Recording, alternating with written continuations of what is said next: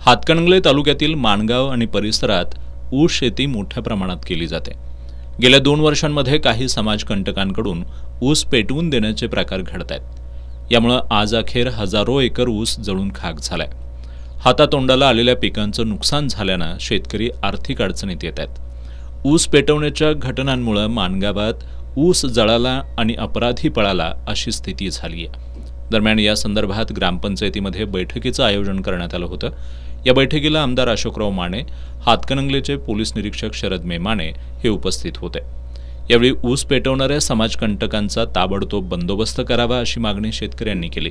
माणगावातील जवळजवळ 100 टन ऊस शेतकऱ्यांचा अज्ञाताकडून काही वीज वितरण कंपनीच्या चुकीमुळे शॉर्ट सर्किट होऊन जळालेला आहे।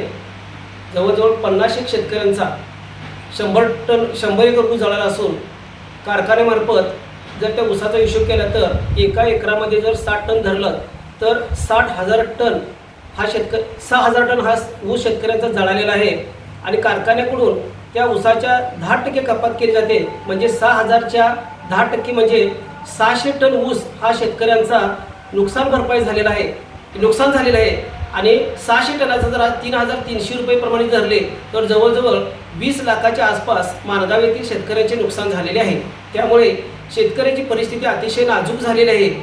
खरं तर शेती हा व्यवसायच आता परवडत नाही, कारण लागवडीचे दर, पाण्याचे दर, त्याचप्रमाणे मजुरांचे दर हे अतिशय वाढलेले असून त्या प्रमाणात ऊसाला दर मिळत नाही आणि त्यात जर हा ऊस जळाला तर शेतकऱ्याला जो मिळणारा नफा आहे हा पूर्णपणे नफा हा कारखान्याला मिळतो। त्यामुळे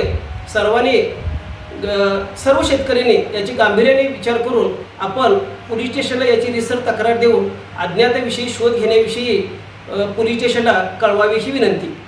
या प्रकरणी पोलीस लक्ष घालून संबंधितांवर कारवाई करणार आहेत। तसंच इतर पिकांप्रमाणे ऊस पिकाचाही पीक विम्यामध्ये समावेश करावा अशी मागणी शासनाकडे करणार असल्याचं आमदार अशोकराव माने यांनी सांगितलं। नुकसान झालेल्या शेतकऱ्यांना पीक विमा सुविधा मिळण्याबाबतही या बैठकीत व्यापक चर्चा करण्यात आली।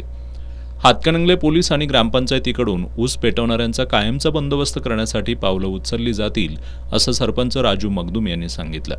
यावेळी अनिल पाटील, उमेश जोंग, जिनगोंडा पाटील, अविनाश माने, शरद पाटील, सुनील माने, अण्णा पाटील, नंदकुमार शिंगे, अंकुश चव्हाण, अभिषेक मगदूम यांच्यासह ऊस उत्पादक शेतकरी उपस्थित होते।